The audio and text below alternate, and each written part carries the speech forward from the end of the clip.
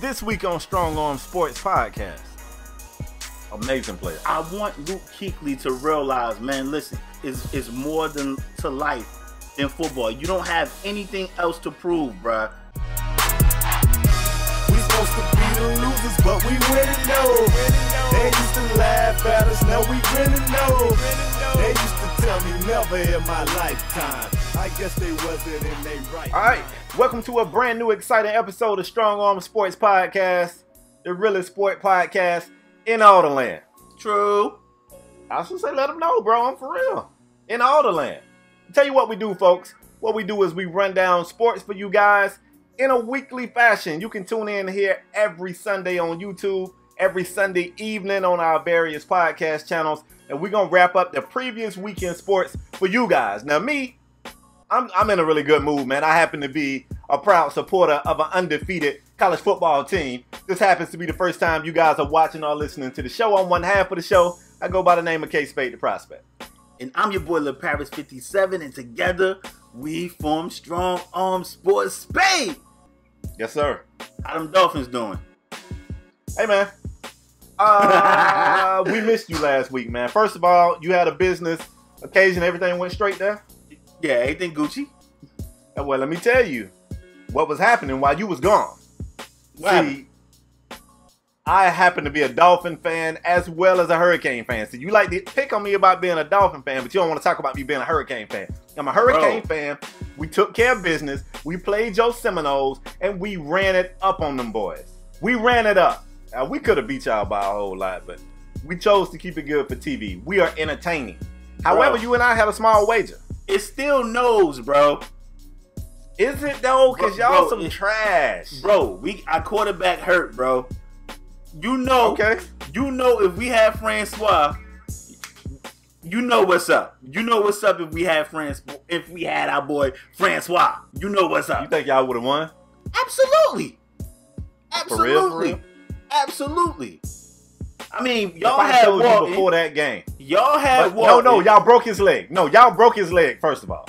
Bro, y'all had Walton. Y'all had Walton. Then y'all had Walton. Walton played, right? He was injured coming into the game. Then y'all broke his leg or ankle or something. Listen, it was a great win. I mean, it was a great win. I feel like if we had Francois, I feel like the game would have been a little different. But I think the young kid played well. I didn't like some of the play calling Jimbo was doing. You got to realize you got a freshman quarterback. I think he played well. To be a freshman, he made a couple of mistakes, made a couple errant passes, made a couple bad throws I didn't like. But I feel like that was play calling. We was gashing Miami on the ground. I don't understand why gashing them, bro. We was gashing them. 7 or 8 a pop. We was gashing them, and I just didn't like the play calling. But I mean, the kid at the end of the game, diving towards the pylon, the kid just made a hell of a play. And I mean, Miami deserved to win. I gotta take my hat off to the Canes. Well, it's funny you say take your hat off. What I did was I ran a little poll, and we're gonna get to the show soon. Y'all be patient with us. I did a little poll on Twitter because the previous week, what LeParis said to me was, Spade, I tell you what, if we lose this game, I'll wear a Miami hat. And I was like, hold up. I don't know that you get to tell me what you will do. That takes the fun out of it. I should be able to tell you what I want you to do if you lose. And we had a little friendly wager. Hold up, let me get in my tweeter. I got something here in my tweeter. Hold on. Boy, what they want me to do? And I asked them to vote. I got it right here. So let's get some votes for what we want the Paris to do. Option 1 was to wear a Miami hat on the show. That got 44% of the votes. Okay. Got that. Number 2 was Miami your Twitter up. You know what I'm saying? Like some Miami stuff in the background. Maybe a picture of a Canes helmet for his Avi. And the third option was for him to IG the final score. Well, that only got 9% of the votes. That wasn't enough for the Miami fans. With 47% of the votes, fam, we want you to Miami up your Twitter. You know what I'm saying? Oh, my gosh. And, I mean, just for like a week. For like a week, we want you to Miami it up a little bit. And we're going to be watching. We're going to be watching. That's some trash. I got to put that. All right, you know what? It's been some Cowboys. It's been some Cowboys that played for the Canes. I got it. I'll Miami it up, all right. Oh, my God. I will Miami up my Twitter, all right. You finna cheat. Listen, Canes fans, check this man Twitter daily. And if we not happy with what he doing, y'all got the right to let him know. I know we got a damn good show for him today, bro. We missed sure last do. We're gonna week, start, man. and let me tell you, the NBA is on the way. It starts Tuesday. That's what we're gonna start today. That's what we're gonna start. Let's get it, bro. So first topic NBA. of the show, we're gonna start in the NBA, and we taking it to Cleveland. No, we ain't talking no Kyrie. No, we ain't talking no LeBron. But we definitely gonna talk about Kevin Love being moved to center, and Tristan Thompson, who they just gave, as you say, a heap of money to. They gave Tristan Thompson a heap of money. He has been moved to the bench. How do we feel about Love moving to center? TT to the bench. I think it presents problems for him. What are they saying the starting five is going to be out of the gate?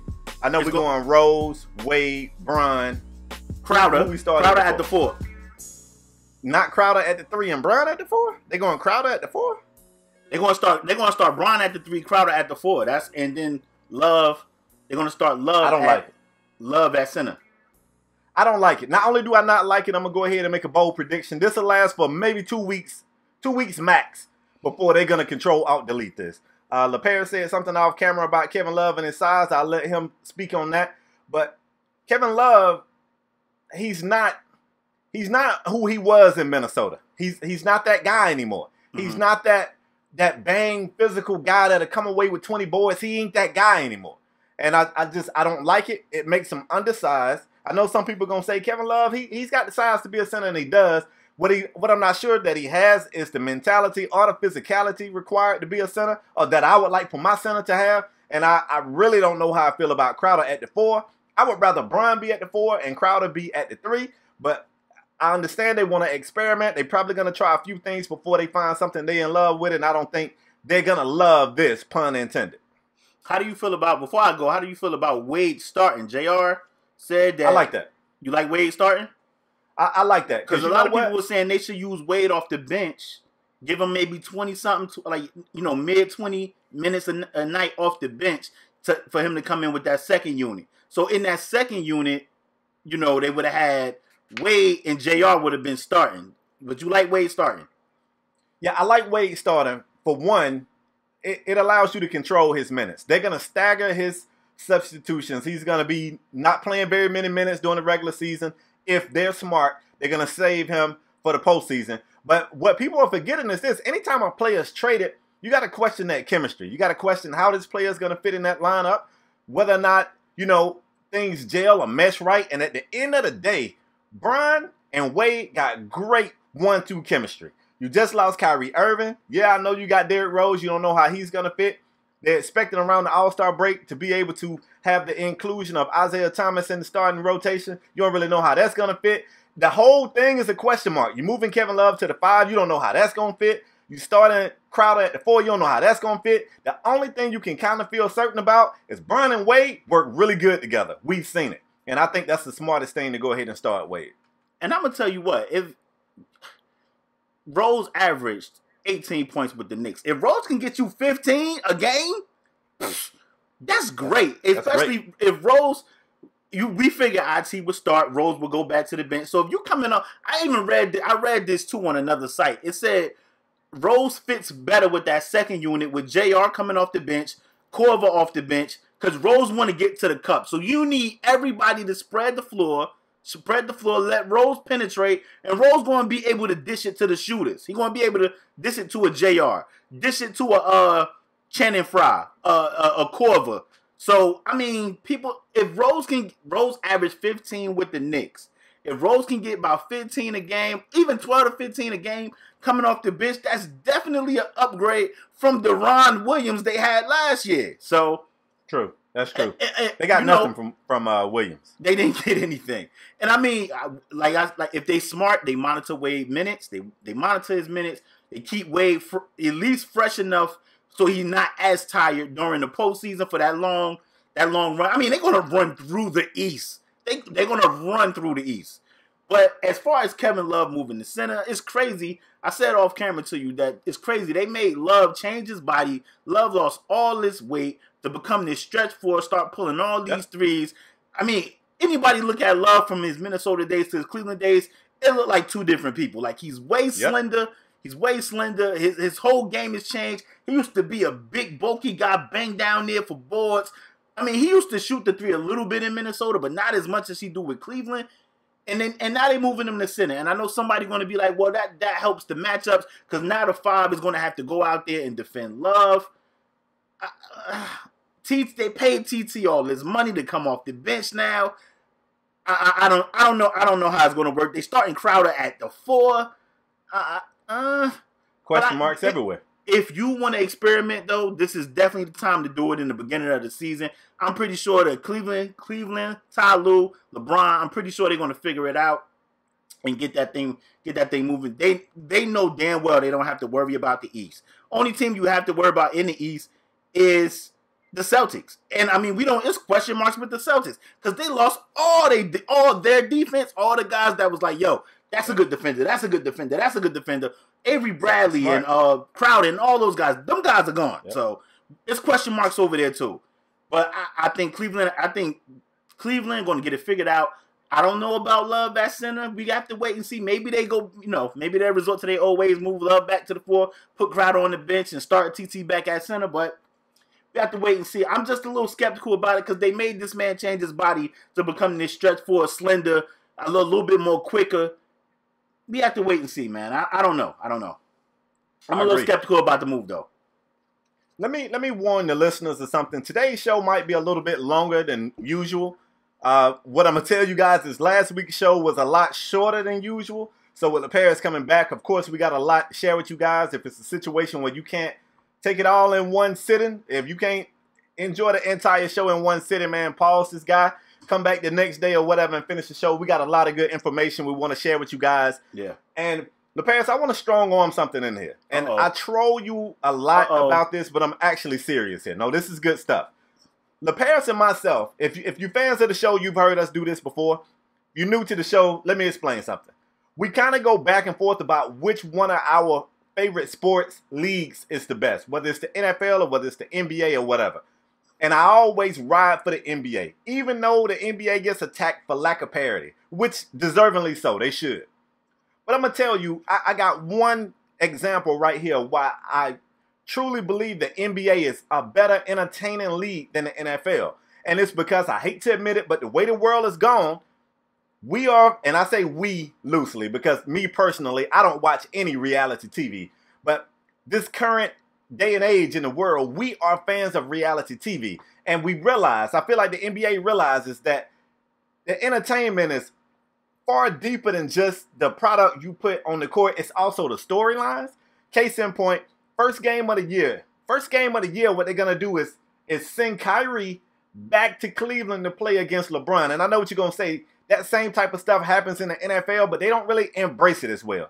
The first time Adrian Peterson got a chance to play against his old team, he couldn't even get on the damn field. So you ruined the storyline that you had going, in the back. They already throwing microphones in Kyrie Irving's face saying, what do you think about going home? And of course he's saying, it's not a big deal. It's a regular game, blah, blah, blah, blah. But watch how the NBA continues these storylines. You're going to see it around Christmas. They love doing that. They take the two teams that played in the championship. They bring them back. They make them play on holidays when they know viewership is going to be up. The NBA gets it, and I want to pat him on the back for that. And that was my strong arm. Let me jump in. You strong arm that in there. Didn't even ask me a question. That was pretty nice, yeah. But let me jump in. I want to say it's a little easier to do that in the NBA because they play so many games. Like Cleveland, I think Cleveland and Boston, they're going to play at least 4 times. They're going to play 4 times. AP playing Minnesota, the win is more important than football because every single win matters. So yeah, AP, you want the ball, but you know what, Drew Brees throwing to the flat to this other little back, Kamara, who's turning into a solid pass catching back out the backfield. A great pass catcher. Yeah, man. He getting like 10 receptions a game. Even little Christian McCaffrey. I mean, he hasn't wowed the NFL as of yet, but he's getting 10 catches a game. But little Kamara is coming out the backfield, and he's a little problem back there. So it's a little harder to do that in the NFL because every single win matters. You can lose a game, and you can be out of it. You can be out of it. So it's a little easier. And I agree. Be easy on the NFL. It's a little easier to keep those storylines going when you can play, when the Cavs can play the Celtics 4 more times. 4 more times. Let me tell you what the NBA would have done. When the Cleveland Browns decided they was going to pass on Deshaun Watson, The NBA would have had Deshaun. As soon as Deshaun became a starter, they would have somehow or another finagled the schedule mid-season. They'd have just switched it up mid-season, and they'd have had Deshaun Watson playing against Cleveland in Cleveland. The NBA, they get it, man. But let me move on. We got some good news right here, man. I think it's good news. I guess it depends on how you look at it. Two teams made that step, and we talked about this on the show a while back. One of the big extensions we saw was with James Harden. We recently saw OKC come out and even, go even bigger with Russell Westbrook. But you're seeing more and more teams extend players before they contract even up, and they breaking the bank on these guys to try to keep them around for the long haul. This past week, we just saw two teams make extensions to two different players that they are willing to kind of bet on or bank on for the future. And both of these deals, I ain't really sure how I feel about. So in case you guys didn't know, the Philadelphia 76ers just extended their star center Joel Embiid 5 years, $148 million.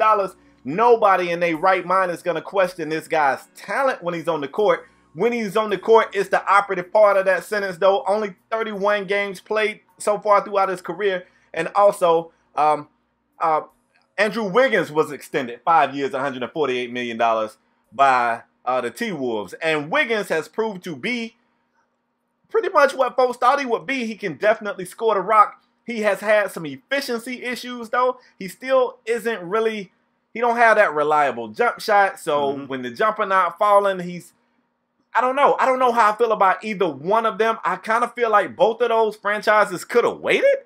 That's how I feel. But LaParis, how do you feel about either one of those or both of those re-ups? I think you gotta give both of them the extension. You gotta give them both the extension. Wow. But even the 76ers, you don't think they could have waited? You have to, man. You have to. Wow. And even when I seen it, I was like, damn, I'm an NFL guy. And I'm like, it must be nice to be in the NBA when you can play 31 of the 82 games, and that'll get you 148 That wasn't just 31 a season. That was 31 in like 2 seasons. 31 games in 2 seasons. Man, it must be. I was like, it must be amazing. As far as Wiggins, I think Wiggins still has an up arrow. He's gonna get a better jumper. I like what Minnesota is building over there. So, of course, they want to lock up their young guys. And you better get them now before, what they call it, the Supermax. Like, I think this money can balloon to the Supermax, if I'm not mistaken. So, I think what if these guys don't pan out, bro? What if injuries prove that? Spade is always an if, bro. It's always an if. You never know. So, you can't really bank this stuff on... what if he get hurt? You know what? Case in point, in the NFL, they've been banking on Kirk Cousins to fail. That's why they kept franchising. Like, he can't keep this up. He can't keep this up. You know what?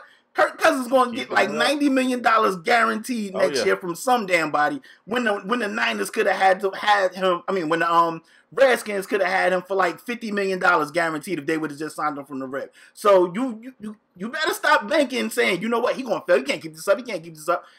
They took the restrictions off Embiid. They paid him this money. Hopefully Embiid give us a full sample size this season, because I think the kid has the potential to be a top 2, top 3 big in the league. If he can give us 82 games, or at least close to 70-something games. As far as Wiggins, I think Wiggins has an up arrow. I'm not mad with Wiggins getting paid. He definitely has some efficiency issues. Got to work on that jumper. Got to get a better 3-point shot. But I like both the signings. But when I seen 30 games get you $148 million, if you want your kid to play a sport, let him play baseball or basketball. Because the money guaranteed. You better hope he's 7'2". You better hope he got some skill, because they ain't giving that to everybody. That too. I did also read the 76ers protected themselves somewhat.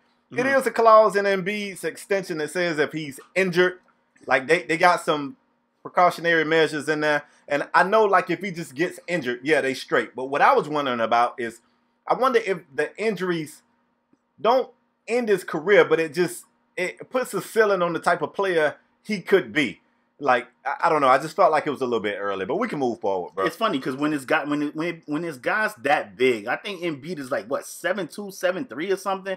Guys that big, they always have it's rare. It's rare. And Tim Duncan started going through it later in his career. But it's rare when a guy's that big, they don't have knee problems or feet problems or back problems. There's always something with a guy that big. And I just hope he can at least give us a good year so we can see really what Embiid has to offer. Because, I mean, when he played the 30-something games last year, I was locked in. And, your boy get league pass. I was watching like, yo, you need to tune in to Embiid because he is a player.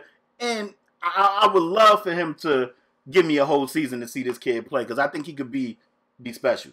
But let's move on. We're going to take it out to Chicago. We ain't talking the Bulls. Thank God. Thank God. It's been a terrible sports week for you, boy. It's been a terrible sports week. Been rough for you. But we're going to take it to Chicago, and we're going to talk Bears. We're going to switch it to the NFL, and we're going to talk Mitchell Trubisky. He started out there for the Chicago Bears. They benched Mike Glennon, decided to go with the young guy. I wanted to get your thoughts on the game. He played a game. I think they played Minnesota, if I'm not mistaken. Spade, yep. Mm-hmm. Let me know how did you feel about Mitchell Trubisky in his first start? I mean, I'm gonna be fair to him. I think he played well. He played a tough. Give me a grade. I'm gonna give him a B-, which isn't a bad grade at all. As well. Yeah, I was gonna say, like, he played a very tough, stingy defense. It's a division opponent, so usually that means they're gonna amp it up, play a little bit harder. They also know more about your scheme. They see you twice a year. They don't know much about Trubisky, obviously, but they know kind of what the Bears like to do. You gotta factor in. You gotta factor in Trubisky weapons too. Meredith is hurt. Oh, yeah, I like Zach Miller. He had a lot of drops. The dude Sims, the tight end Sims, dropped the ball for Trubisky a lot during that game. He out there throwing the guys off the practice squad at wide receiver. The first step to having a successful rookie quarterback, one is protecting them, but two is surrounding him with better talent. Like, they got to get some weapons for this kid if they want him to succeed. But go ahead, Spade. I agree. Yeah, now I was going to say that. I mean, he had a lot stacked against him. Like you said, he was playing a tough team. The weapons he had around him didn't necessarily perform. And then, the supporters of Trubisky are just leaving it right there. But if you're being completely transparent and you being honest, there was also some passes that he was off the mark on. It was some reads that weren't great. But for that to be his first start in a game of that caliber, I think he played well. I give him a B- grade. I give him a B- as well. And it's more like you're going to get those type of mistakes from a rookie. They're going to make errant throws. We've seen Deshaun Watson a couple, not last week, but I think it was maybe 2 weeks ago. He made just some boneheaded passes. Like, this ain't college anymore, and they got to realize that the speed of the game changed. But I think Deshaun Watson is a stud. And watching Mitch Trubisky against Minnesota is stingy against the run. I think Minnesota has one of the best secondaries in the league. You got to, aside from Wayne's is okay, but I mean, Rhodes, Smith, like, those guys are studs. They Pro Bowlers. Smith got to pick in that game. Yeah, I mean, they studs, they Pro Bowlers. I like what Trubisky brought. He had Chicago. Them dudes was rejuvenated. It seemed like they was out there trying to fight and win that game. And I didn't see that when they played Glennon. Now, they fought against Pittsburgh. They was in that game against Pittsburgh. They won another game, I think. Atlanta, they was in that game. That was the other game.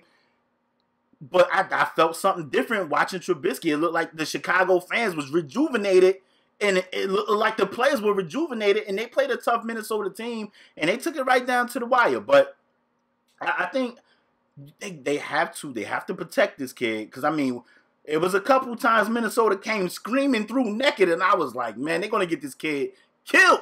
They're going to get him killed.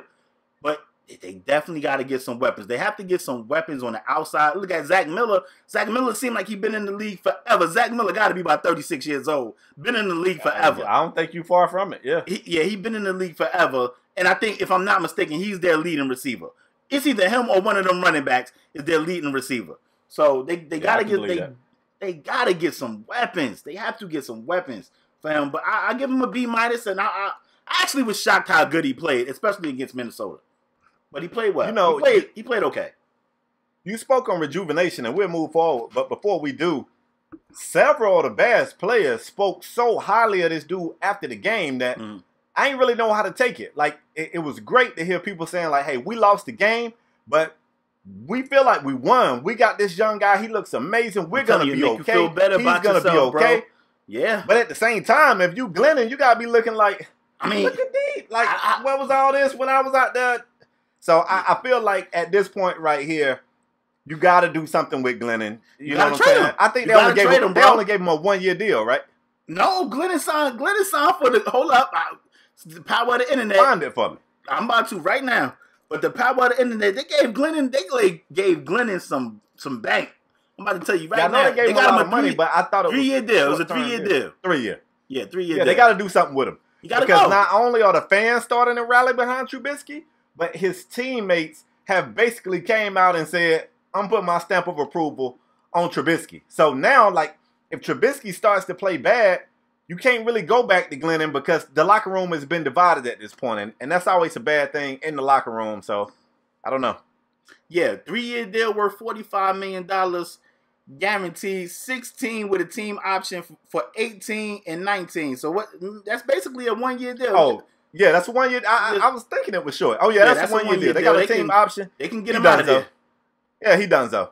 All right, man, let's go ahead and move forward, man. We talking about this thing again, man. And LaParis, I got to tell you, when you right, you were definitely right about this. I couldn't see it then, but I see it now, and I want to go to Carolina to talk about. They killed me on Twitter, one of my favorites. They killed me on Twitter. They killed you in the comment section of this very show. Yep. Talking about Luke Kuechly. So basically, Luke Kuechly is our favorite middle backer right now. I mean, ever since Ray Lewis retired, it's been Luke Kuechly for me as far as my favorite to watch him play. Luke Kuechly has been battling concussions, and this is a thing that it's a career ender. Once you start to have concussions, they tend to come back. Like, concussions are like tattoos. People say tattoos are addicting. You get one, you want another. I don't think anybody wants another concussion, but you get one, and then it's kind of like it opens the door, and it just tells the rest of the concussions, hey, y'all, come on over here.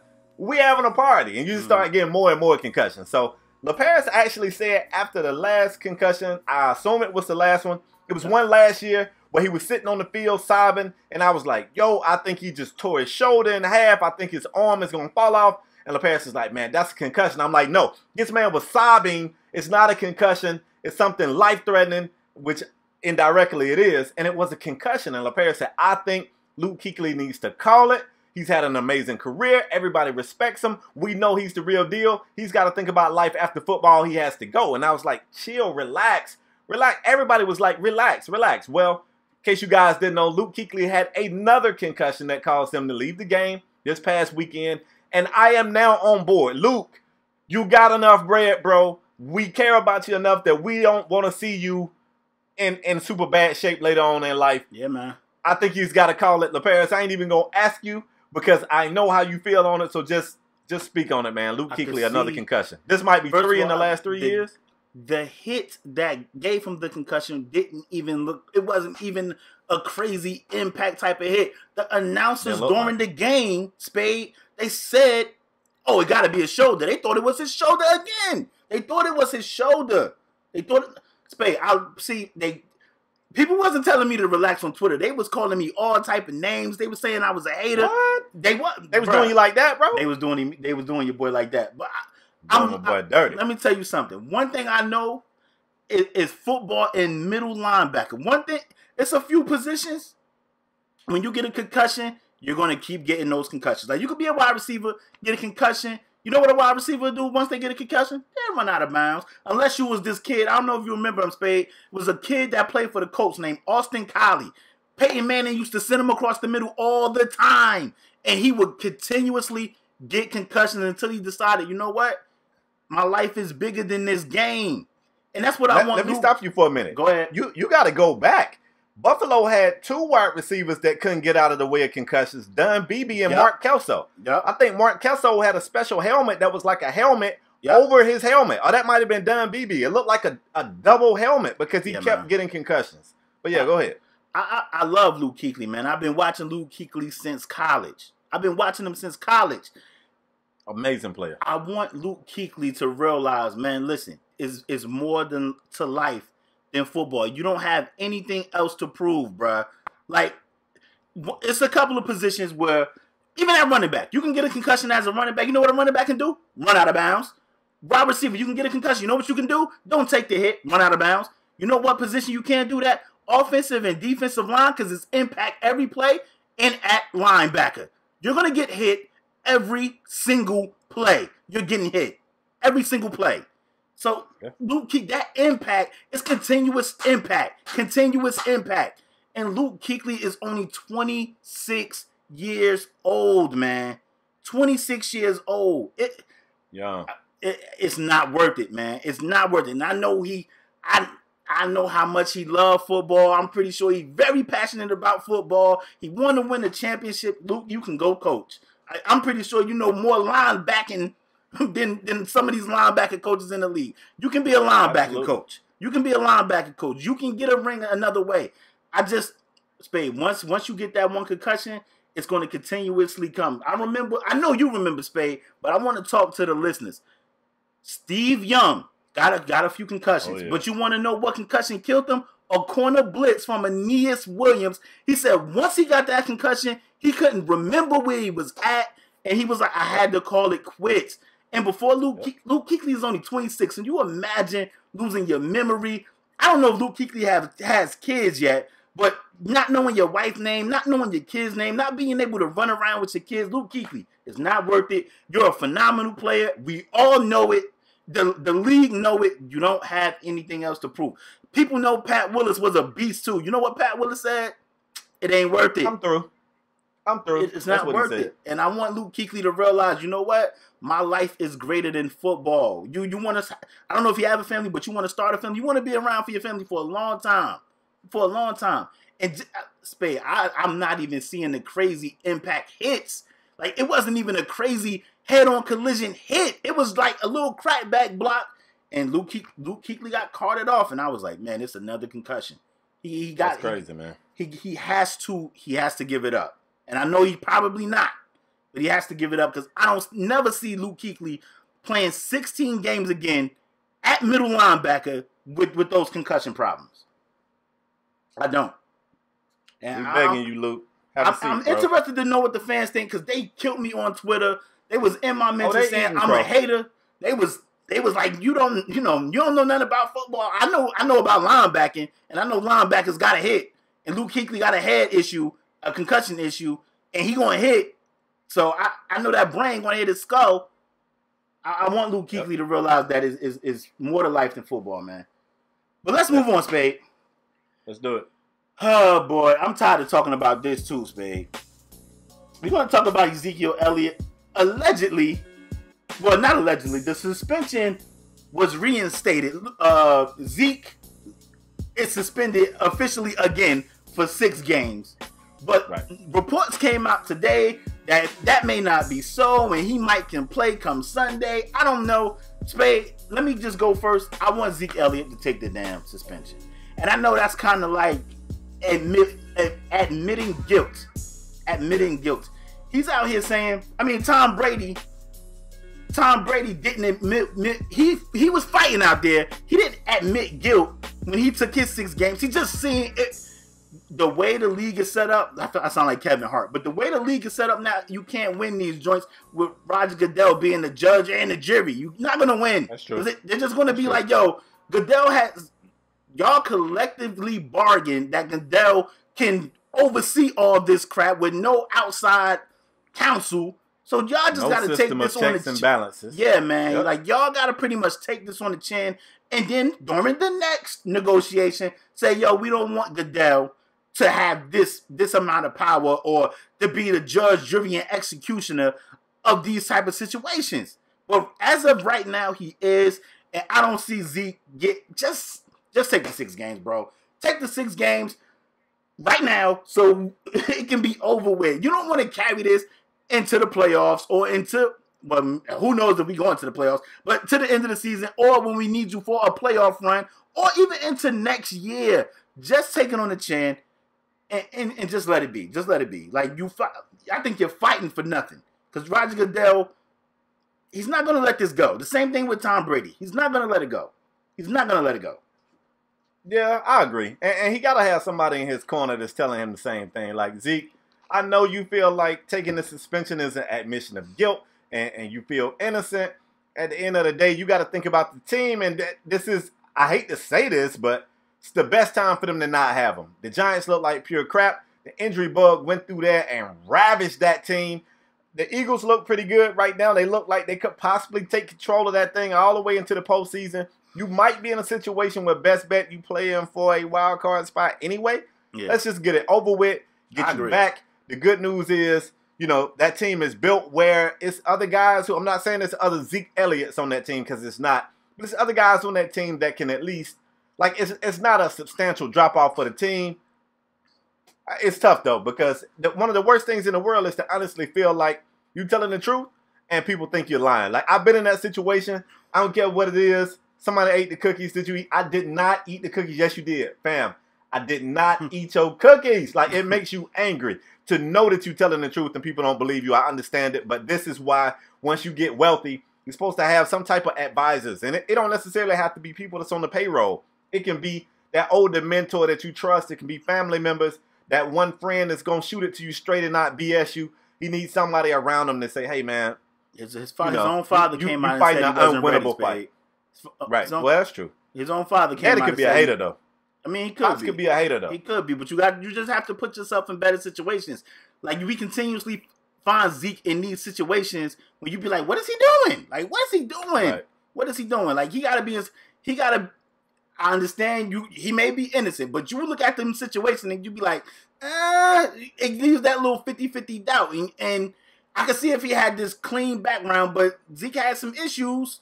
You know what I mean? Like, his own pops came out and was like, man, this kid ain't mature enough for all this bread in this type of environment. And looking at it now, like his father's telling the truth. I want Zeke to take the 6 on the chin.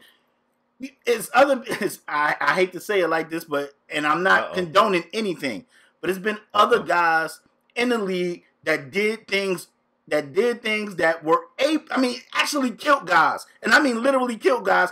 Dante Starworth had an automobile accident and killed the guy, and he was in the league. You just gotta, change who you hang around, change the way you act, and just make better decisions. Make better decisions. Let me say one thing I just thought about, though, bro. Maybe he's fighting it not just because he feel like it looked like an admission of guilt. Maybe in the letter of the law it is. Because once you get in trouble, now you're in that program. I don't know the name of it, but you in that, like, you ain't no first offender, like you a problem. And then, you know what I'm saying? So maybe they talking about Zeke. Zeke people talking about taking this to the Supreme Court. We want our Supreme Court dealing with this. That's a waste of time.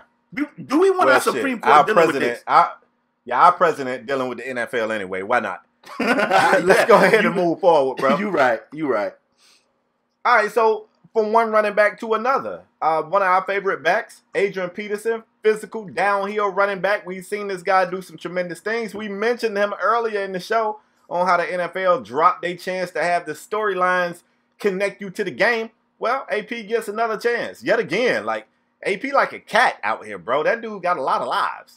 Like, I thought that might have been it for him, getting buried on the depth chart in New Orleans. But no. Oddly enough, I got a tweet right here I want to talk about. Let me get it. On September the 11th at 8:45 p.m., Chris Johnson, that we know as CJ2K, tweeted, man, AP need more touches. Apparently, somebody from his organization saw that tweet and thought, yeah, you right. So the Arizona Cardinals did what they needed to do, made a trade, and they brought AP over to the Cardinals. Now, this is good. It's good and bad. I was going to say which one it is. It's good and bad. It's good for AP. It gives them another opportunity. It's good for the Saints because, as LaParis mentioned earlier, the young back Kamara they got, nobody expected this kid to look as good as he did, which is why they wanted AP. I don't think they intended to get AP just to sit him down. They got AP. They found out Kamara was a hell of a receiver out of the backfield, which we know AP has never been. And turns out he's a pretty good running back too. Plus, they got another running back in Ingram. So the Saints get a chance to go ahead and build and continue to do what they're doing over there. And the Cardinals, who look like trash this year, it ain't just because of the running game, though. Carson Palmer, you looking like some hot trash out there, too. But the Cardinals get a chance to try to make that last-minute push to see if they can salvage this season. It looks terrible out there. I like the move, AP to the Cards. LaParis, how you feel about it? I like the move, too. Like I said earlier in one of our earlier shows, I felt AP had to get traded. I was calling for the Giants to trade for him, but, they didn't. The Giants got some injury issues, so I guess they was like, it's full tank mode over here. There's no need for us to even go that route. So they was like, I guess that's why they ain't make a push for it. But I seen AP getting traded all along. I didn't know where, but I seen him getting. I've been calling for him to get traded all along. If you're not going to use him, you might as well trade him and get some. Even if it's a, I don't even know what the Saints got for AP, but even if it's a late round pick, it's better than just cutting them and letting them go. Now, as far as the fit, they got Ellington. I mean, when you're just talking about David Johnson is an every down back. He can run between the tackles. Absolutely. He can run outside. He can catch the ball. He can return punts, return kicks. He can do it all. But he went down with an injury. You got Ellington out there that can catch the ball out the backfield. His strong point ain't really running the rock between the tackles. So you get AP, you put him in that offense. Carson Palmer has been looking like, oh my gosh, he's been looking washed. He has been looking washed. I feel bad for Larry Fitzgerald, but maybe this can open things up now. You get AP, like I said, I think at least around the league, people they're like, oh my gosh, that's Adrian Peterson back there. We got to respect him. Go put 8 in the box. Now that free up them little wide receivers, both of them Brown boys, and Nelson, and J.J. Nelson, and you got, once you put them safeties in the box, Larry Fitzgerald got room to roam in the middle of the field, get all them catches in the middle. Maybe you can beat them deep over the top because of the respect that these teams have for Adrian Peterson. The question I have for you, Spade, is do we think Adrian Peterson have anything left in the tank? Oh, absolutely. I think he does. And I had a question for you, actually, because what I was going to ask is, with the carries that he's going to get, although I still think it's limited because the Cardinals really got a committee of running backs out there, is AP playing for his next opportunity? I mean, because we all know when David Johnson come back, it's a wrap. So is he playing for his next opportunity, or is he playing to jump CJ2K and Ellington Spade, they cut Chris Johnson. Chris Johnson gone, baby. He got released when they picked up AP. He sent that tweet. He sent that tweet. They traded for AP and they waived him. They got him the hell up out of there.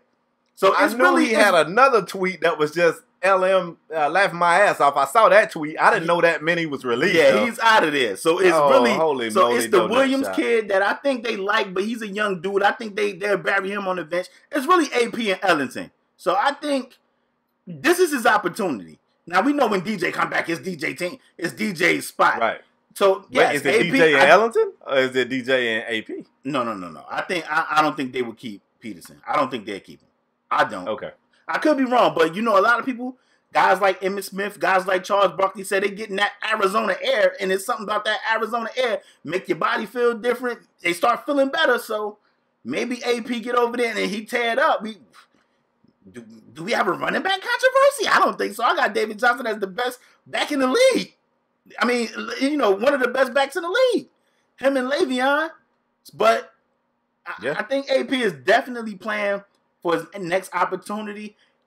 I'm going to tell you, I thought the best fit for AP, especially after Cook going down, was probably going back to Minnesota. But he would have probably had to, you know, ate some sour grapes, and he probably didn't want to do that. That'd be tough, bro. Yeah, that bridge been set on fire. Yeah, I mean, I thought that probably would have been the next best fit, but I like this move to Arizona. I like this move. I'm interested to know how the fans think. What do we expect from AP over there in Arizona? Now, we know they throw the ball a lot in Bruce Arians' system. Carson Palmer he was trash, and he threw the ball like 48 times. I'm like, why are you throwing the ball that much with Carson Palmer? But I think for this season, it's a fit. They need a running back. They need a guy that can run between the tackles. And AP fits that mold. I'm just skeptical about what Adrian Peterson have left in the tank. But I'm going to be watching. Spade. Good. Yes, we're going to move on. We're going to talk about some quick takes. It's going to be a quick take segment. Not quick take. Quick sets. Quick set. I don't know why I keep wanting to say quick takes. Quick sets segment of the show. I got a couple of them. I'm gonna start with Draymond Green, and Michael Jordan has some comments about, you know, the other 28 teams in the league. They know what's up. Draymond said the other 29 teams in the league know what's up. Jordan said the other 28 teams know what's up. They said they know who's going to be in the finals. There's no parity in the league. Michael Jordan said super teams is ruining the league. Draymond said the other 29 teams don't have a shot. Spade, talk to your boy real quick. Quick set. They both right. The only question is MJ said 2 teams are going to be good and 28 teams are going to be trash. Yep. And you assumed that he thought he better have been talking about the Jordan's Hornets. talking about the Hornets and the Warriors. Talking about the Hornets. I think Jordan talking about the Cavs and the Warriors, and I think Jordan saying his own team is trash. I got a quick set for you. Go ahead. Oh, my bad. Go ahead. I was going to say, Jordan better have been talking about the damn Hornets. He better not have been talking about the Cavs calling his own team trash. Come on, Mike. I hope that wasn't the case. But go ahead, Spade. Mike know what's up. I got a quick set for you. LeVar Ball is back in the news for pulling his youngest son, LaMelo Ball, recently turned 16 years old and got a Lamborghini for his birthday, by the way, but said that he's going to withdraw him from school. He's going to homeschool him. He's going to train him as far as basketball goes himself. And he says he's not worried about whether or not his son will get into college. Now, before you go, everybody was like, I think this is a terrible idea. He's going to ruin this kid's education, blah, blah, blah, blah, blah. Wait a minute. At 15 years old, this kid officially became a superstar. 16 years old with a big brother in the league. He's driving a Lamborghini. He is a bona fide, at least C-list celebrity. I see this no different than your favorite Nickelodeon teen star not hopping on a bus and riding to the school. I guarantee you they got a tutor following them around. They're doing their schoolwork in between flights here and there. LaMelo will be no different. I think him not going to public school for the next 2 years ain't going to hurt him at all. If anything, it might actually help him because you know LeVar is he's a serious component of getting those kids right for basketball. And if they got the funds now. I mean, I think they was okay financially anyway. But with Lonzo in the league, they got the funds. He's probably going to get the best trainers for LaMelo. And I think whatever he does miss out in social interaction in the classroom, I think he's going to make up for it when he's out and about. I think he'll be fine. How you feel about it? I just want to say, I'm gonna keep it a quick set, and I'm gonna say, I just seen on CNN a child prodigy that was like 15 years old that got a $2.something million job with Google. And he was 15. So they asked him, what school you go to? How do your friends feel about it? The kid said, I'm homeschooled. So listen, ain't nothing wrong with homeschool. We've seen numerous kids go through homeschool. A lot of them kids that be in your spelling bee that you be watching, they homeschool. He going to be fine. He's still going to go to UCLA, in my opinion. He's going to be able to do plenty of pickup games. He's probably going to be playing with NBA players now because there's no restrictions now. He's going to be fine. So it's not an issue. I think it's much to do about nothing. Moving on, Spade. My last quick set I have. Shockingly, the 49ers released Navarro Bowman, one of the toughest linebackers in the league. Another one of those guys that you look at like, man, that guy's a stud. Been getting it done for years. Has some crazy injuries with his knee over the past couple of years, but put together some great seasons, especially during their Super Bowl run. Navarro Bowman was definitely one of the impact players on that defense, but the Niners decided to go young. You know what? If you're going to go young, let's go young all the way. And they didn't decide to trade Navarro Bowman. They said we're going to release him. Spade, how you feel about Navarro Bowman being released? By the way, I see the Cowboys get Navarro Bowman right now. I mean, shocked and just shocked. He'll definitely land on his feet, though. Definitely. He's a beast. That he is. My last quick set of the day, bro, in case... Yeah, I got one more. In case you guys didn't know, man, it's just a preseason game. But once again, one of the reasons why the NBA is great is because of the storylines that follows on the side of the action on the court. Joel Embiid and Miami Heat center Hassan Whiteside, apparently they ain't really good friends. They played each other in preseason. Joel Embiid was fouled early in the game. He looked over to the Miami bench and told them to get Hassan Whiteside out of the game. And they trash talk for the entire game. Of course, the 76ers got the win, but that didn't end the trash talk. It spilled on into social media. They went back and forth. Joel Embiid told Hassan Whiteside, dude, they took your ass out or you would have fouled out in 5 minutes. You can't guard me. He's saying nobody else can guard him. Hassan Whiteside made a video on his Snapchat, said, I just got one message for everybody, man. Just stay humble. Obviously throwing shade back. I like this. Now, the league is watching, and whenever Miami and Philadelphia play in the regular season, you better believe it's going to be a primetime game because the NBA knows how to follow storylines. Keep an eye on those two bigs this season. And I'm out the gym just like that, bro. I'm out. Listen. I'm stretching, bro. Embiid is definitely one of the best follows on Twitter. Like, you need to follow Embiid if you don't. You need to follow Embiid. Hey, Spade, it's hilarious. I mean, I follow Whiteside too, man. I follow Whiteside too. Okay, because it didn't sound like you weren't trying to get my boy. I want Whiteside to be more consistent, Spade. Me and you talk off camera about Whiteside play all the time. Like, keep it fucking on camera. Like, we look at Whiteside like, what is he doing? At least he's on the court. He's on the court, man. You talking about you want him to be more consistent. This other man ain't even in the game. Want to be, Spade. Yeah. Let's move on. Don't come for Hassan. Hassan, I got you, fam. All right, let's go. Let's get it. I told you guys, man, we do our top fives leading up into the season debuts. We're a little bit behind, so one of these days we're going to hit you with the double up. We're going to give you a right and a left. But this week, we're going to give you guys our top 5 NBA power forwards going into this season.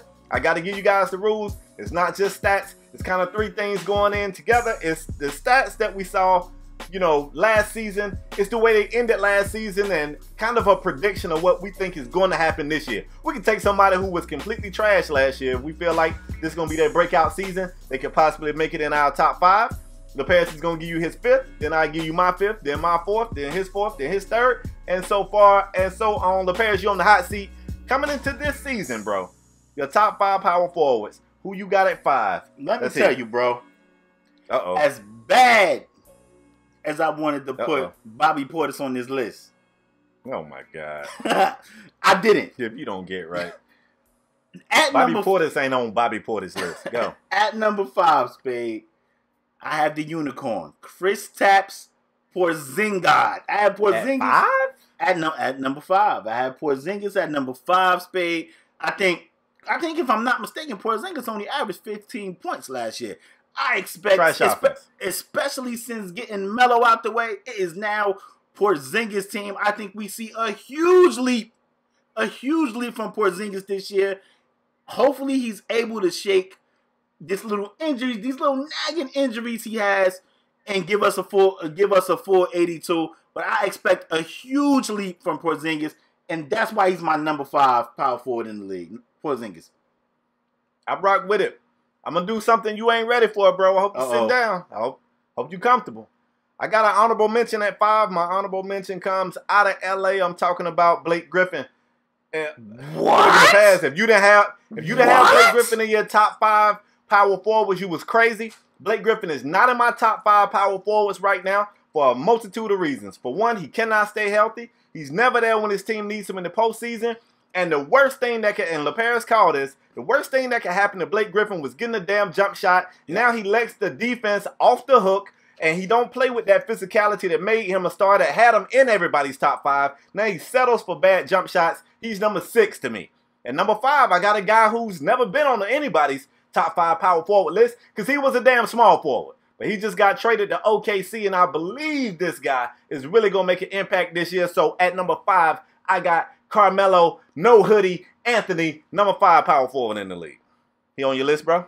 No, because I have him at small forward. I had Westbrook, PG at 2, Melo at the 3. So I know. Okay. I think Robinson's starting at the 2 and PG at the 3. Well, that won't last. That's I heard. That definitely won't last. Well, you know what?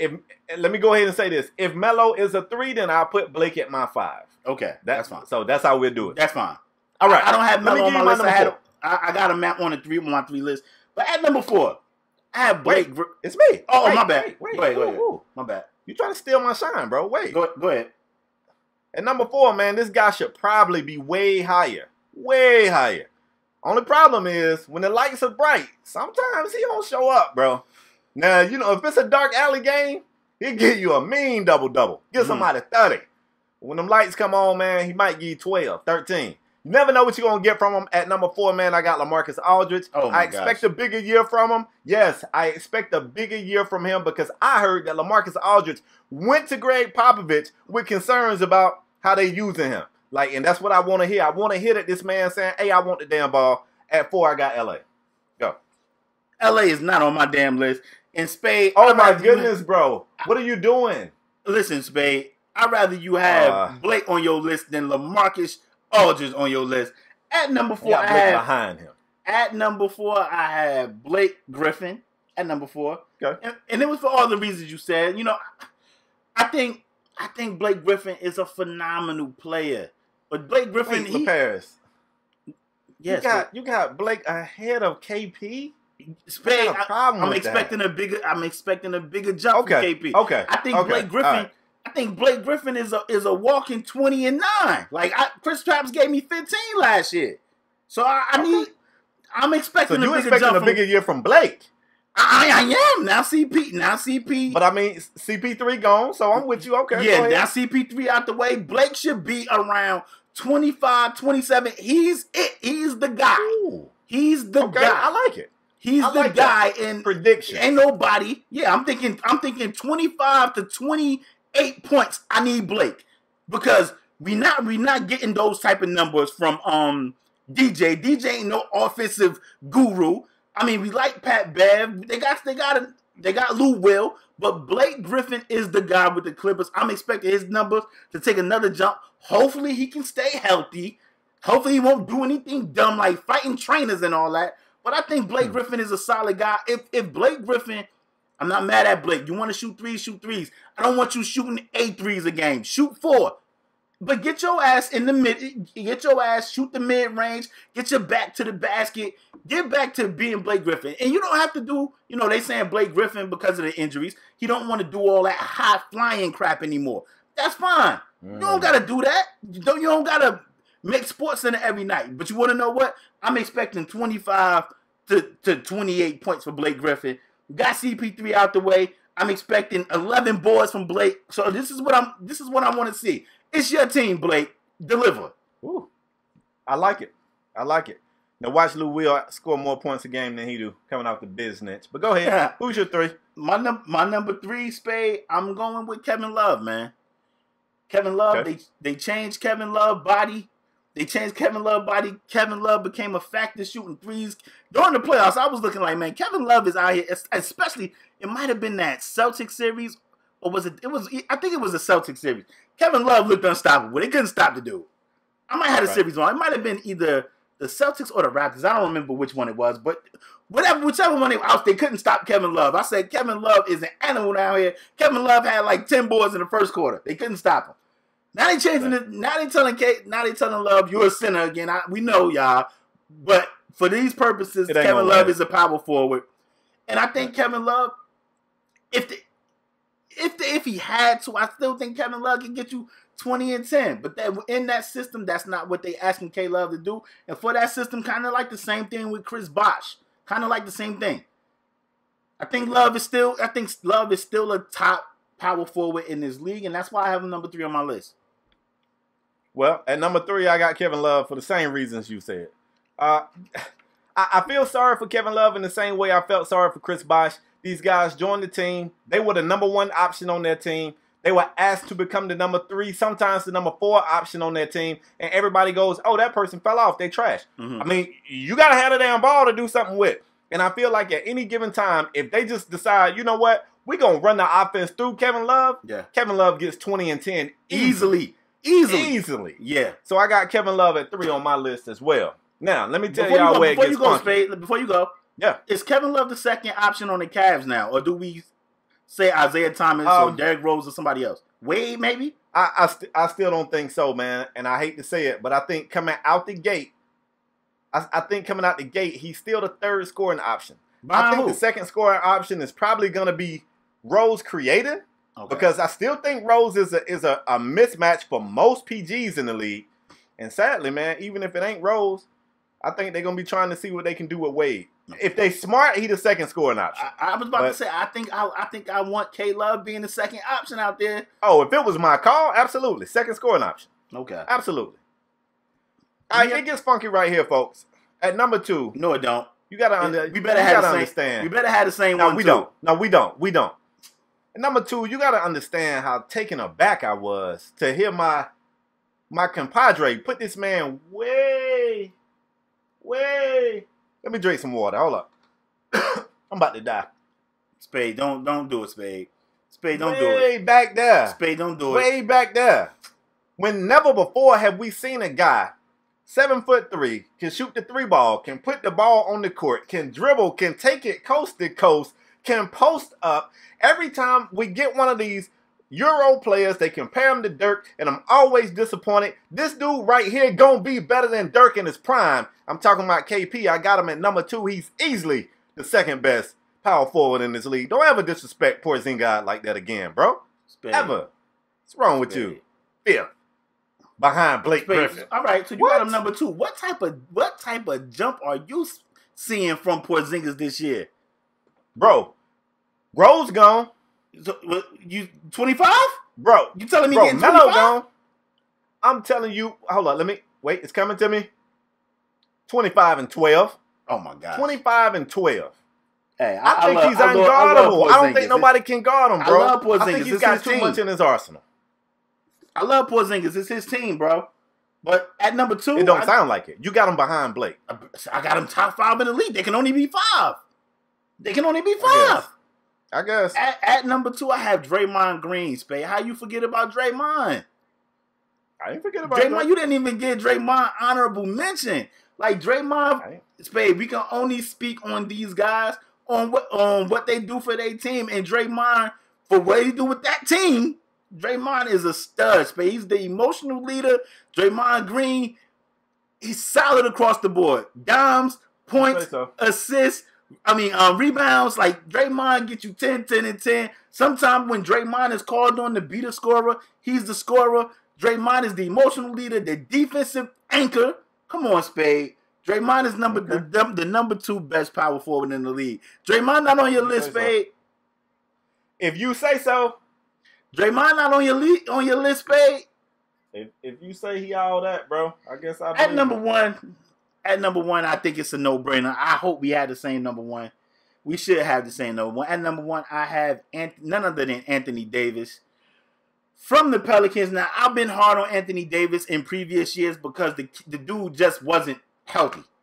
But let me tell you something what Anthony Davis did last year. Anthony Davis played 75 games last year. And if Anthony Davis can give me 75 games a year, and I know that's not a full 82, but if Anthony Davis can miss 7 games a year with whatever type of injury, Anthony Davis be having some nagging injuries, and I'd be like, wait, I'm a fan dude guy. I'm a draft king guy. Ingrown toenails. Yeah, it'd be like, AD got a splinter. He out for the rest of the game. I'd be like, wait, what? It'd be like AD got a boo-boo. Yes, it'd be some nagging injuries. But if he can give me 75 games a year, he's definitely number 1 as the best power forward in the league. He averaged 28 last year and 11. And might as well say 12 because it was 11.8. Might as well say 12. But he averaged 28 and 12 last year in 75 games. But the previous years, he played 60, 61 games, 68 games, 67 games, 60 games. Like, if he's giving me 75 games a year, I'm taking AD. Chicago, get AD on the phone right now. He's from Chicago. Give him a call. Tell him we want you. Man, don't want to play for that trash what organization. You mean? He from Chicago, bro. Yeah, he couldn't wait to get out either. First thing he's smoking. Anthony Davis is the number 1 power forward on my list this year. All right, so here's what we're going to do, folks. I have done it again. I have made an egregious error. I got to admit, in my mind, I had AD at a 5. But with Boogie there, he's definitely the 4. So I got to make an on-the-fly audible right here. Because I had Dre number 1, and I'm not a Draymond Green fan. Oh, okay. But for what Dre brings, I think Draymond is more valuable as a voice in that locker room. Yeah, man. I think he's the motivator for that team, and he does a little bit of everything. Let me go ahead and say this. I don't think Draymond is great. I don't. Let me tell you what type of friend I am, Spade. Time out. Give me a T. Give me a 20 second. I'm gonna tell you what type of friend I am. I'm gonna let you reorder your list.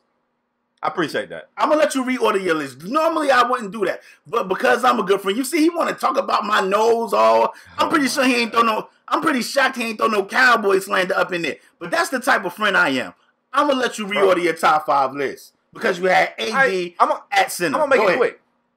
All that means is that Blake off of that. Blake, bye. So we're gonna go AD at 1, Dre at 2, KP at 3, Love at 4, and LaMarcus Aldridge at 5. Okay, all right. However, though, I don't know how the hell you got LaMarcus Aldridge on your list, bro. I'm telling you, man. This year, I gotta look up LA. I gotta look up LA numbers from last year. And I know this year he went to Greg Popovich and said, "Hey, what you doing out here, Pop, with your old ass?" I don't know if he said all that, but that's what I envision him saying. What you doing with your old ass? Give me the rock. Let me tell you this though. I want to make sure I say this on air. You probably got another year or 2 before the talk at power forward gonna be Anthony Davis and Kristaps Porzingis. The rest of these dudes gonna have to get thee behind. I'm telling you. I'm telling you. Nobody can guard KP, man. And he's more durable than AD. I'm expecting a huge year from Porzingis. I'm telling you. But Spade, speaking of, you gotta be 5. Speaking, LA averaged 17 last year and 8 boards. What you giving me? He giving me those same numbers this year or more? What you expecting to have him on your top 5 list? We bumping that scoring up. If he gave you 17 last year, you can expect 21, 22 this year. Gosh, no way. You can. No way. Bro. Why not? Because it's LA. Because it's LaMarcus Aldridge. Okay. Wow. This dude deactivated his Twitter because they was getting on him so hard. No, he deactivated his Twitter because he wanted to focus on the sport of basketball to get better. You know what I'm saying? He realized social media was just a distraction, man. Okay. All right. Listen. Watch. As usual. You need to worry about why you got KP so damn far back. We might need to go ahead and double up. Want to give them small forwards and shooting guards? We're going to say point guards for last? Got to. Okay. All right. So we're going to go small forwards and shooting guards. And I'm pretty sure we both have James Harden at the 2 now, right? Since they got Chris Paul. Yes, he is at the 2. Okay. So we're going small forwards and 2 guards. Now, don't leave your small forwards and 2 guards in the comment section. Leave us your top 5 power forward. I'm expecting a big year from Kristaps. He wasn't on any of our lists last year. He averaged 15 last year. I'm expecting he wasn't on my list last year? Kristaps, hell no. I gotta go check. Hell no, Kristaps wasn't on your list. I think he was. Blake was on your list. I gotta check the tape. Yeah, Blake. I'm so disappointed in Blake, man. Blake be like, I could explode by you and dunk, but I'm gonna just fade away. I'm gonna fade away. I'm gonna tell you what. Let me talk to Blake real quick. Blake, I have you on my list because I'm expecting you to take another leap, take another step forward. Chris Paul is out the way. It is now your. Chris Paul was the heart and soul of that team. He was the dog on that team. Blake, the Clippers are now your team. Show and prove, or you won't be on my list next year. You know what I like about that? You said I'm expecting you to take a leap, and then you couch yourself and say I'm expecting you to take a step because a leap might exert too much energy for Blake. And he just want to fade away. He don't want to leap. He just want to fade away. Spade. Get Blake out of here. Better than KP. Let's move on. Let's move on. Okay. You've been kind of kicking my ass in the pick'em games. I feel like I had one game. Check the tape. But Spade, I got a good one for us this week. Okay, what we got? The pick'em game this week. The NBA starts Tuesday. We got. I wanted to do 2 games, but Spade didn't want to do 2 games. Nope. He didn't want to do 2 games. But I wanted to go. Trying to double I wanted to go. We go in Boston versus the Cavs. Cavs are home, but I wanted to go Warriors in Houston just to see if Spade fandom will lie. See if he's gonna pick with his heart or his mind. But Spade didn't want to do the Warrior game. He ain't want to do that. Nope. So we're gonna go Boston. We're gonna go Boston. Gotta say it like that. We're gonna go Boston Celtics, and we're gonna go Cleveland Cavaliers. Spade. Yep. Give me who you got and why. By the way, I'm going Cavs. All right, check this out. Word on the streets is LeBron James might not be available in Game 1. They already playing, baby. LeBron might not play. But check out this bold statement right here. Fam, even if LeBron don't play, I got Cavs. That's what I got. That's what I got. Because I don't know what Boston got going on over there. I don't know who the leader is. I don't know who team it is. I expect Kyrie to come out. I expect him to want to make a statement. I expect him to turn into that 30-point scoring, no assist dropping Kyrie Irving that we know. It ain't been that long since we seen him. I expect him to get into my player mode, man. I think it's going to be all about what he can do. I don't think the team going to flow well. I think the Cavs find a way to get it. You want to give me a score? Nah, no score. Because I don't know if Brian going to be there. Listen, I have the Cavs, and I'm going to jump out on the limb. I could be wrong. I'm going to jump out on the limb. I have the Cavs winning this game. And I think it's going to get ugly, bro. I think it's going to get ugly. I'm talking about ugly. I'm talking about like 110-80. I'm talking about, I think, and Kyrie going to have 30 of them joints. I don't know who the hell going to score for Boston, aside from Kyrie. Who going to score? And I know they got. You don't think Gordon Hayward going to put it in the hoop? Gordon Hayward going to get, I just said 80. So Kyrie going to have 30. Gordon Hayward going to have his typical 18. You don't think Jason Tatum gonna put it in the hoop? Is he playing? Is he gonna? I mean, they starting. Man, we read reports they starting Jaylen Brown or some Marcus. You don't think Jaylen gonna put it in the hoop? I don't know who's gonna be able to score over there for those guys. If you take Isaiah Thomas off that team last year, we looking at Boston like, So they add Kyrie, who we both know is a scorer. I think Kyrie gonna get 30. I think Gordon Hayward gonna have 18. I think gonna have 18. After that, I don't know what I got from any of them other guys, babe. After that. All right. And I know Boston Brown, fans. you hear him, don't you? I know Boston fans about to kill me in the comments. I think it's gonna be ugly, they gonna get you. Yeah, they about to type. Yeah, you might get hit with some peanuts tonight. You never know, bro. I don't know who's gonna score over there. Who's gonna score over there? Jason Tatum. Jason Tatum looked great in the preseason, bro. Yeah, great, but he's a rookie and he got to deal with LeBron and D Wade. And D Wade's savvy. Man, that kid might be in foul trouble, man. Like, D Wade is savvy, man. Man, them up and unders, people still fall for Wade pump fake. Why? Right, like he want the three. Like, why do people still? I don't know. I don't know who's scoring over there. I mean, leave it in the comment section. Maybe I'm wrong. I think Kyrie gets 30. I think Gordon Hayward gets 18 to 20 points. That's 50. Where's the rest of the points coming from? You need to stop your slander. But we got one more. They got Marcus Morris too now. I mean, we expected Marcus Morris to come out here and drop 20-something. Well, either him or Markieff, because I can't tell them apart. So, like, they got I'm looking at their roster. Space. Let me just give you their roster real quick. They got a guy whose name I can't pronounce. Two guys' name I can't pronounce. They got Terry Rozier. They got Marcus Smart, Jason Tatum. They got some Theus guy I don't know. Marcus Morris, Shane Larkin. Your boy Larkin on the squad. They got Kyrie, Al Horford, Kadeem Allen, Aaron Baines, Jabari Bird. He don't even have a picture on their website. He don't even have a picture. They got He a Twitter egg. They got Jaylen Brown and Gordon Hayward. I don't know where the scoring coming from. Sounds fire. Okay. Bro, leave the damn Celtics alone, man. You done made your pick. See, this is why this is why Boston fans be at you so hard. You made your point. Let them rest, okay? I'm just asking. We got one more segment today, bro. Let's get it. We call this a Strong Arm Performer of the Week. It's the Heisman of Podcast. It is an award that we give out once a week, twice a week. True. And both of us on the show.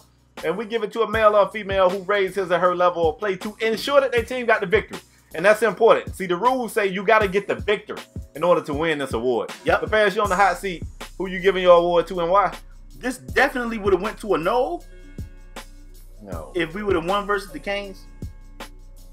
I don't know who the hell you'd have gave it to. Cheerleader, maybe. If I'm not mistaken, we did win today. If I'm not mistaken. Rutgers won today, too. I started to give it to a Rutgers player, by the way. But I got to give it to this guy, Spade. And if I'm not mistaken, I think he made it.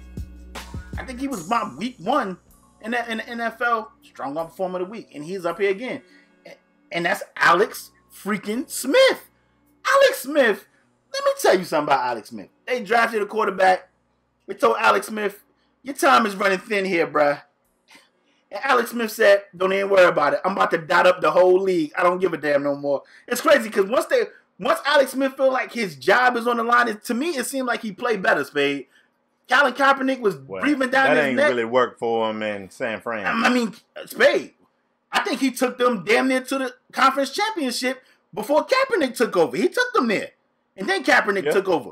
So it's like when a guy breathing down his neck, he started playing better. But Alex Smith was 29 of 37 for 324 yards, 3 TDs to lead the Chiefs, the only undefeated team in the league, in a win over the Texans, which turned out to be a great game. But Alex Smith is 5-0 with the Chiefs, and it has been out here dotting up everybody. Alex Smith, for that reason, you are my Strong Arm Performer of the Week. Alex Smith. Very deserving. And man, been having an amazing season. It's a lot of folks saying right now, the season continues to go like it is now. He's looking like the league MVP. Yep. I don't know. Now I want to show you guys the growth that I have because I was prepared to come out here and give this award to a basketball player who played 37 minutes, scored 36 points, almost a point a damn minute, y'all. Preseason, bro. Hold up. The man had 36 points, 11 dimes, and 9 rebounds. Already starting out here with that triple-double mess. and 2 steals, 7 threes made, talking about James Harden, but I'm not going to give it to him. I'm not. Give it back, James. I'm not going to give it to James. That was a preseason game. Going over to the NFL to get this out. Had to give him that honorable mention, though. That's the homie. I've never given this guy an award of any type. I'm not even a fan of this guy, but I'm past the point of denying his talent. That man is the real deal. LaParis, you know about him. You know about him. He's stomping around y'all division. Let's go to Philadelphia. Let's talk about their young quarterback, Carson Wentz. Let me tell you what this man did, y'all. 21 of 30 passing, 4 TDs, 1 pick, 304 yards through the air, dotted up the Cardinals. Now, hold on. Now, we did say the Cardinals ain't that great, but that's not his fault. He didn't make the schedule. It ain't his fault the NFL don't know how to follow storylines to make their league better and more entertaining. They put that trash team on the field, and he treated them like the trash they are. Cardinals, when I look over there at y'all, you are what we thought you were. You're trash. Carson Wentz, for that performance, you are my strong arm performer of the week. Wow, Carson. Spade, you picked the Giants to win that division. That's not what we're talking about right now, bro. Is he the best quarterback in y'all division? Is the best quarterback in y'all division Carson Wentz? That's what we want to know. Carson Wentz have looked phenomenal, and I can't. I'm gonna tell you what, I can't hate. The Eagles. Me neither. The Eagles look for real. The Eagles look for real. I'm interested to see how they play against us. You know, we have to wait and see. But I mean, as far this has been what? This is week 6 right here. This is week 6, and Carson Wentz. I looked at that Eagles roster and I was like, I don't know how you do it. Aguilar had dropping problems last year. This kid has been catching everything this year. Like, he has been catching everything. They added Alshon. They got Zach Ertz looking like a stud. The Eagles would shock the hell out of me. The Eagles are 5th in the league in rushing. The Eagles. LeGarrette Blount is closing games out. They got this Wendell Smallwood. I mean, the Eagles, they look legit. And you want to know what? Carson Wentz look good. And I love that. I love Dak Prescott. I love Carson Wentz, but I ain't ready to say Carson Wentz is better than Dak.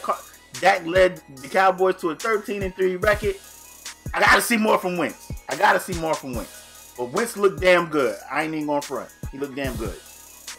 Man, you gonna see this guy's Carson Wentz out there looking way better. What you mean, bro? Listen, you get here. I thought I was. He just going slander. See, he's gonna slip in that slant. He's gonna slip in that slant that the Cowboys like Jay Cutler down there dotting up. You know what? Free Matt Moore. Nah. And this just goes to show that exactly. That's what we want. That's what Dolphins fans have for Matt Moore. Because I guarantee you, if they had Matt Moore, he would do way better than Jay Cutler right now. Way better. Way better. Yeah. Free Matt way Moore. cheaper. Hashtag free Matt Moore. Listen. Yeah, I'm with that. And poor Jay Ajayi. Jay Ajayi was on your top 5 list, babe. Jay Ajayi was at one. Jay had almost 80 yards rushing for us, so babe, you know, he was on your. Jay doing this job. He looking like a top 5 guy. Absolutely. Okay, y'all, it's been a great show. Want to thank you guys for tuning in. Let me hold up my prop one more time. Let me hold it up one more time, cause y'all need to see this one more time, just in case y'all forgot. Hashtag Scarlet Knights 2. I'm gonna put a blurb over that. It's gonna look like that man Scarlet holding Knights up. 2. Listen, man, we want to thank y'all for joining. Spade, you got anything else before I close the show out? No, I don't. Listen, I was gonna say something about the Canes being undefeated. No. Listen, we want to thank y'all for tuning in to another episode of Stronger on Sports. As usual, if you're new here, bang the subscribe button. If you're a regular, hit the like button and take 2 seconds. We got a little bell right there. You can ping that joint, and it'll let you know whenever this upload go up. It'll just hit your phone like, yo, tune in. As usual, if you don't want to see 2 dudes arguing in the box, we got audio podcasts everywhere. SoundCloud, UPodOmatic, iTunes. We trying to find out. I've been looking how to get it on Spotify. I don't know if that's going to happen. Spotify's a little different, but I'm trying. But we got audio podcasts everywhere, man. We want to thank you guys for your continued support. And we'll see you guys next episode. We out. Peace.